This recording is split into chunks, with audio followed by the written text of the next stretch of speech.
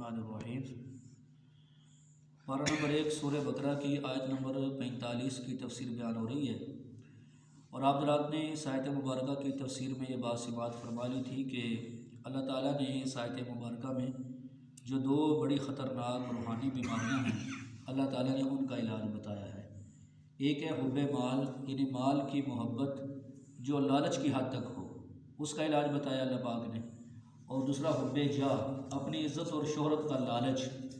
اپنی عزت اور شہرت کا بھوکا ہونا، تو اس کا علاج اللہ پاک نے بتایا، کیونکہ یہ 2 بیماریاں تھیں یہودیوں کے اندر، جس کی وجہ سے اکثریت یہودیوں کی نبی کریم صلی اللہ علیہ وسلم پر ایمان نہیں لائے۔ تو ایک تو آپ حضرات نے اس سے بات فرما لی تھی کہ بھئی حب مال، تو اس کا علاج اللہ پاک نے صبر بتایا، اور دوسرا فرمایا والصلاۃ، کہ ایمان لانے کے بعد فرمایا کہ نماز کے ذریعے مدد چاہو، مطلب دوسری جو بیماری ہے نا عزت اور شہرت کی، اس کا علاج اللہ پاک نے نماز بتایا ہے کہ نماز کے ذریعے تم مدد چاہو۔ جب تم صحیح معنوں میں نمازی بن جاؤ گے تو وہ جو تمہارے اندر ایک بیماری ہے اپنی عزت اور شہرت کی، تو وہ بیماری بھی کیا ہو جائے گی، ختم ہو جائے گی، اور پھر تمہارے اندر عاجزی آ جائے گی۔ کیونکہ دیکھیں نماز، کیونکہ ہر عبادت کے ایک اپنے اثرات ہوتے ہیں اور ہر عبادت کی ایک اپنی روح ہوتی ہے، اور نماز جو ہے نا، نماز اس کی جو اصل روح ہے وہ عاجزی ہے، مسکنت ہے، تواضع ہے۔ تو اس لیے اللہ پاک نے، ویسے تو خطاب اس میں یہودیوں سے ہے لیکن حکم سب کے لیے یہی ہے، بات سمجھا رہی ہے، فائدہ سب کے لیے یہی ہے، بیماری کا علاج بھی یہی ہے، یعنی کہ عزت اور شہرت کی جو بیماری ہے تو اس کا علاج اللہ پاک نے کیا بتایا جی؟ نماز والصلاۃ، مدد چاہو نماز کے ذریعے۔ کیونکہ آپ دیکھیں نماز ایک ایسی عبادت ہے، اس میں شروع سے لے کر آخر تک اس میں سراسر عاجزی پائی جاتی ہے، ظاہری طور پر بھی، روحانی طور پر بھی، اس کے جو الفاظ ہیں اس کے اعتبار سے بھی، کیونکہ پوری نماز میں انسان اس کو اللہ اکبر سے شروع ہوتا ہے، نماز شروع ہوتی ہے تو اللہ اکبر کہہ کے انسان سب سے پہلے اقرار کر لیتا ہے کہ اللہ سب سے بڑا ہے، ٹھیک ہے جی۔ اس کے بعد انسان ہاتھ باندھ کے کھڑا ہو جاتا ہے،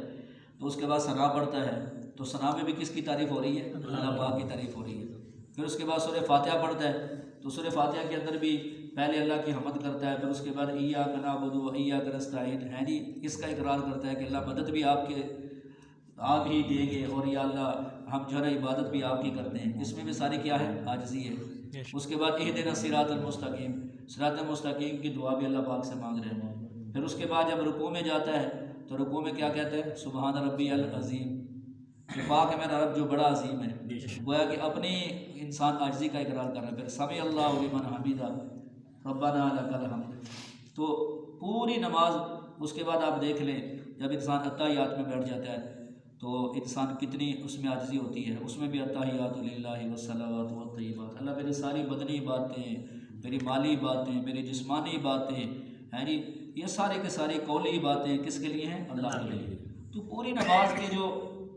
الفاظ ہیں اور نماز کے اندر ہم جو پڑھتے ہیں یہ سارے عاجزی ہے اس کے اندر، اور پھر اس کے بعد جو نماز کا ڈھانچہ ہے، مطلب نماز کیسے پڑھنی ہے، اس کے اندر بھی سراسر عاجزی پائی جاتی ہے۔ مثال کے طور پر جو فقہائے کرام نے جو نماز کا سنت طریقہ بتایا، تمام قرآن پاک کی آیات اور حدیث کو سامنے رکھ کے، تو وہ یہ بتایا ہے کہ بھی جب آپ نماز کے لیے کھڑے ہوں تو اس انداز میں کھڑے ہوں کہ آپ کی جو نظر ہے وہ کہاں پر ہو؟ سجدے کی جگہ پر ہو۔ تو اب ظاہر ہے جب سجدے کی جگہ ہوگی تو اس میں عاجزی ہوگی کہ نہیں؟ ہوگی نا۔ پھر اس کے بعد آپ اپنے پاؤں کا جو رخ ہے وہ بھی قبلہ کی طرف رکھیں، پھر اس کے بعد آپ تکبیر کہیں اللہ اکبر، اور اس کے بعد ہاتھ جو ہے نا وہ دایاں ہاتھ بائیں ہاتھ کے اوپر رکھ کے تو ناف کے تھوڑا سا نیچے رکھ لیں، اور اپنی نظر کہاں پر رکھیں؟ آپ دیکھو بندہ ہاتھ باندھ کے ایسے کھڑا ہوتا ہے تو بندہ نظر بھی کہاں پر ہوتی ہے؟ سجدے کی جگہ۔ تو بتاؤ اس میں عاجزی ہے کہ نہیں؟ ہے نہیں؟ کتنی اس میں عاجزی ہے۔ اس کے بعد جب بندہ رکوع کرتا ہے تو اپنا سر گویا ایک بڑی ذات، سب سے بڑی ذات کے سامنے اپنا سر جھکا دیا رکوع میں، اور جب سجدے میں جاتا ہے تو اس میں تو انتہا ہو جاتی ہے نا عاجزی کی، مسکنت کی اور تواضع کی، کیونکہ پیشانی اللہ نے سب سے اونچی بنائی ہے، اور یہ پیشانی زمین کے اوپر بندہ رکھ دیتا ہے جی، زمین کے اوپر اپنے پیشانی رکھ دیتا ہے، اور صاف زبان سے یہ بھی کہتا ہے سبحان ربی الاعلیٰ، تو اعلیٰ اللہ کو کہتا ہے نا، اپنے آپ کو تو نہیں کہتا نا، پاک ہے میرا رب جو سب سے بلند و بالا ہے، سب سے بڑا ہے، اعلیٰ ہے، تو یہ بھی اللہ کے لیے کہتا ہے۔ تو اب دیکھو اپنا اس نے سر اور پیشانی بھی، اس لیے ایک حدیث میں آتا ہے نا کہ اس وقت انسان اللہ کے سب سے قریب ہوتا ہے جب انسان سجدے کی حالت میں ہوتا ہے، تو اس لیے سجدہ غیر اللہ کے لیے حرام ہے، ٹھیک ہے جی، خواہ وہ تعظیماً ہو خواہ وہ عبادت کے لیے ہو، کیونکہ سجدے میں انسان مسکنت کا اور عاجزی کی انتہا کرتا ہے، اس میں انتہا ہوتی ہے۔ اور اس کے بعد جب انسان اتحیات میں بیٹھ جاتا ہے تو اس وقت یہ کہا بھی آپ نظر اپنی گود میں رکھیں، ٹھیک ہے جی، اور اپنے جو الفاظ ہیں تو جو زبان سے آپ ادا کر رہے ہیں تو کوشش کریں ان کا معنی بھی آپ کو آتا ہو، تاکہ صحیح معنوں میں پتہ چلے کہ میں نماز کے اندر کیا پڑھ رہا ہوں۔ پھر جب آپ شہادت کے اوپر آتے ہیں تو اشہد اللہ الہ، انگلی اٹھا کے تو گویا آپ اشارہ کرتے ہیں کہ اللہ کے سوا کوئی معبود نہیں ہے۔ تو مطلب یہ ہے کہ نماز کا جو ڈھانچہ ہے نا، نماز کا جو ڈھانچہ ہے اس کے اندر بھی سراسر عاجزی ہے، اور نماز کے جو الفاظ ہیں یہ بھی بتاتے ہیں کہ نماز میں سراسر عاجزی ہے۔ اسی وجہ سے امام الانبیاء حضرت محمد رسول اللہ صلی اللہ علیہ وسلم نے بھی اس میں فرمایا کہ میری آنکھوں کی ٹھنڈک وہ نماز کے اندر ہے۔ اور آپ صلی اللہ علیہ وسلم نے جب نماز اتنی لمبی پڑھی تو امی عائشہ رضی اللہ تعالیٰ نے پوچھا یا رسول اللہ صلی اللہ علیہ وسلم آپ نے اتنی لمبی آج نماز پڑھی ہے، تو حضور نے فرمایا کہ افلا اکون عبدا شکورا، کیا میں اللہ کا شکر گزار بندہ نہ بن جاؤں؟ اور اسی عاجزی جو ہے نا اللہ کو بہت پسند ہے، تو فرمایا کہ تم مدد چاہو نماز کے ذریعے، کس کے ذریعے؟ نماز کے ذریعے، یعنی مدد چاہو نماز کے ذریعے۔ جب تم نماز پڑھو گے اور صحیح معنوں میں نماز کے پابند ہو جاؤ گے تو یہ جو عزت اور شہرت کے لالچ والی بیماری ہے یہ تمہارے اندر سے ختم ہو جائے گی۔ اور اسی وجہ سے ایک حدیث پاک میں رسول اللہ صلی اللہ علیہ وسلم نے ارشاد فرمایا کہ نماز تو سراسر عاجزی اور تواضع کا نام ہے، جس کی نماز میں عاجزی اور تواضع نہیں ہے گویا اس کی نماز ہی نہیں ہے، ٹھیک ہے جی۔ اور ایک بات اور بھی عرض کرتا ہوں، یہ تو ایک دینی لحاظ سے تو الحمدللہ آپ سنتے رہتے ہیں، لیکن جو سائنسی کے اعتبار سے بھی آج لوگ اس چیز کو تسلیم کر رہے ہیں کہ انسان جو ظاہری طور پر جو اعمال کرتا ہے نا، ظاہری طور پر جو ہمیں نظر آتے ہیں اس کے اثرات انسان کے باطن پہ پڑتے ہیں، اندر پڑتے ہیں، یہ سمجھائے؟ اور جو انسان اندر جو سوچتا ہے، اندر جو خیالات پکاتا ہے یا جو نظریات رکھتا ہے اس کے اثرات باہر پڑتے ہیں۔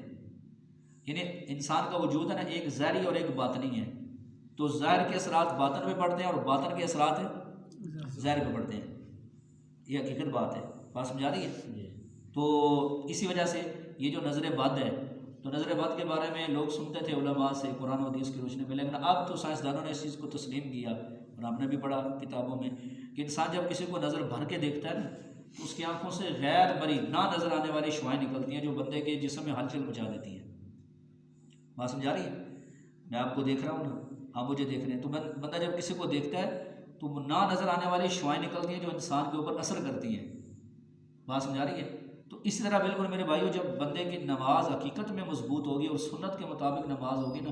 تو واقعتاً اس بیماری کا علاج ہوگا۔ آج دیکھیں نا ایک بڑا سوال ہے نا، سوال یہ ہے کہ آج ہمارے اندر یہ بیماریاں ہیں اور ختم کیوں نہیں ہو رہی؟ اس کا جواب یہ ہے کہ ہم نمازی بھی ہیں لیکن ہماری نماز میں کمزوری ہے،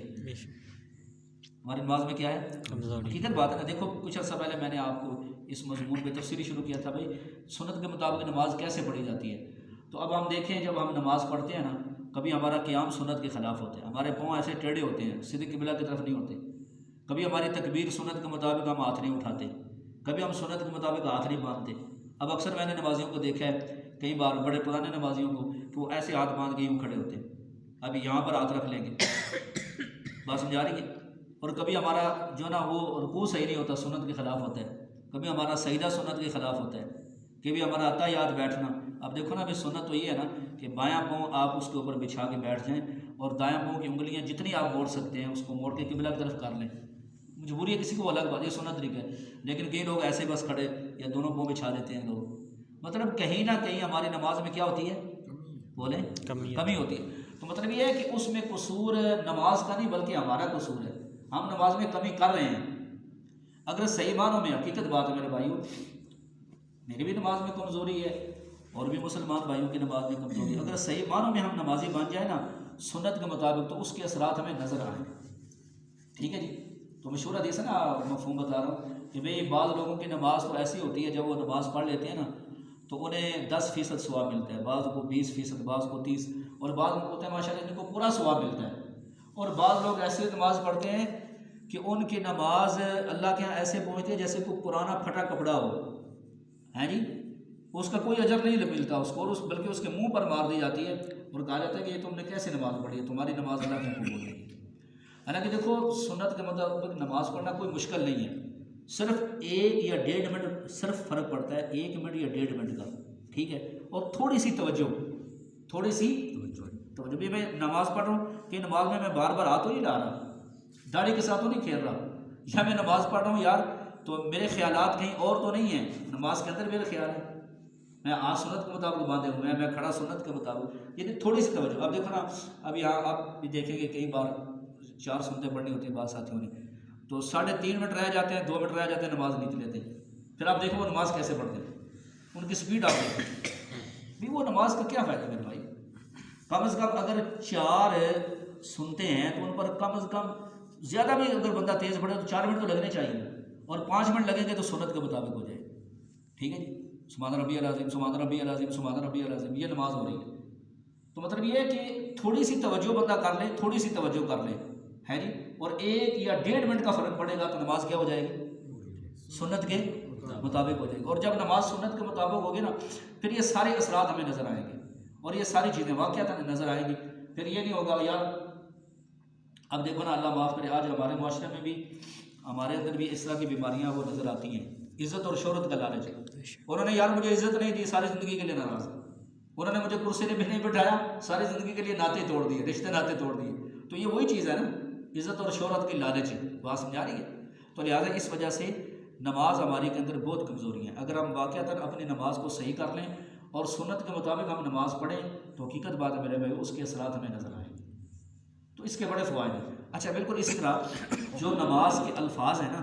ان کا جو معنی مفہوم ہے بھئی، اس کے اندر ہم کیا پڑھتے ہیں، اللہ پاک سے ہم کیا باتیں کرتے ہیں، وہ مشہور حدیث ہے نا کہ بھئی جب بندہ نماز پڑھنے کے لیے کھڑا ہوتا ہے نا اور بندہ کہتا ہے الحمدللہ رب العالمین، تو اللہ فرماتا ہے میرے بندے نے میری حمد کی ہے جی، تعریف کی ہے۔ پھر بندہ کہتا ہے الرحمن الرحیم، تو اللہ تعالیٰ فرماتے ہیں بندے نے میری ثنا کی ہے۔ پھر بندہ کہتا ہے مالک یوم الدین، تو اللہ فرماتے ہیں میرے بندے نے میری بزرگی بیان کی ہے جی۔ یہ بندہ ادھر سے پڑھ رہا ہے، ادھر سے اللہ پاک کی طرف سے کیا آ رہا ہے؟ جواب آ رہا ہے۔ پھر بندہ کہتا ہے ایاک نعبد و ایاک نستعین،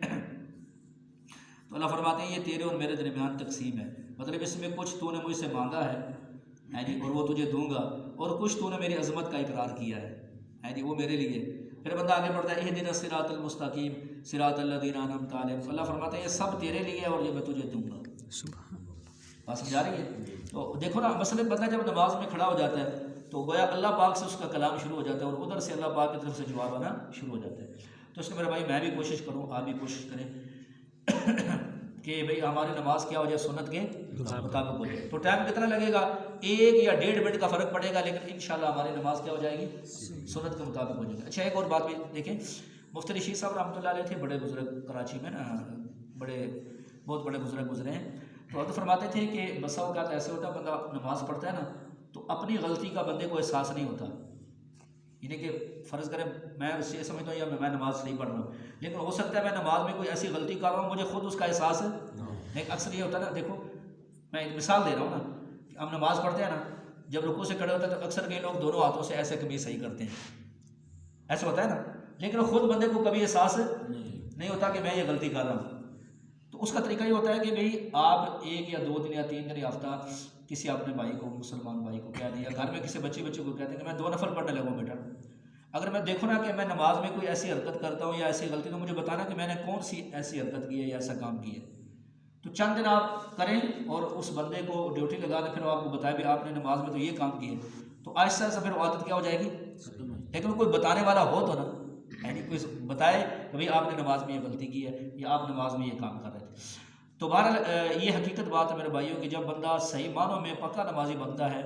اور صحیح معنوں میں سنت کے مطابق نماز پڑھتا ہے تو واقعتاً کئی بیماریوں کا اس میں علاج ہے، کئی بیماریوں کا اس میں علاج ہے، اور روحانی بیماریوں کا تو زبردست علاج ہے اس کے اندر۔ تو آج اللہ معاف فرمائے کہ ہماری اکثر مسلمان تو بے نمازی ہیں، اور جو ہم نماز پڑھتے ہیں اس میں بھی ہم سنت کی خلاف ورزی کرتے ہیں۔ تو دعا فرما لیں اللہ پاک مجھے اور آپ سب حضرات کو سنت کے مطابق نماز پڑھنے کی توفیق عطا فرمائے۔